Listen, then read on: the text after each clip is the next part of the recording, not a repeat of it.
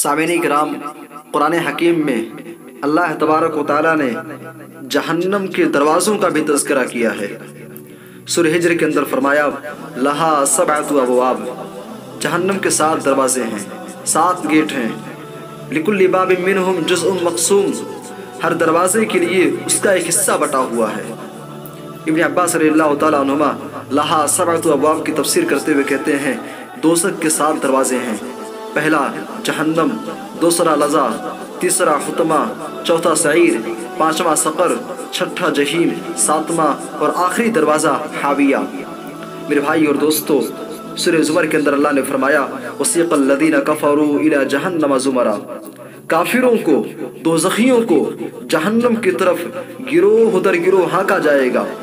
حَتَّى إِذَا جَاءُوهَا فُتِحَتْ أَبْوَابُهَا، جب وہ اس کے پاس پہنچ جائیں گے تو ان کے لیے جہنم کے دروازے کو کھول دیا جائے گا۔ وَقَالَ لَهُمْ خَزَنَتُهَا أَلَمْ يَأْتِكُمْ رُسُلٌ مِّنكُمْ، جہنم کا داروغہ ان سے کہے گا کیا تمہارے پاس تمہیں میں سے رسول نہیں آئے تھے؟ يَتْلُونَ عَلَيْكُمْ آيَاتِ رَبِّكُمْ، تمہارے اوپر وہ تمہارے رب کی آیات کی تلاوت کرتے تھے۔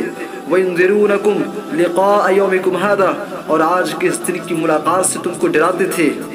قالوا بلا، وہ کہیں گے ہاں ہمارے پاس رسول آئے تھے لیکن ہم نے ان کی نافرمانی کی۔ وہ چیخیں گے، چلائیں گے، کہیں گے ہمیں ایک اور موقع دے دیا جائے، لیکن معاملہ کیا ہوگا؟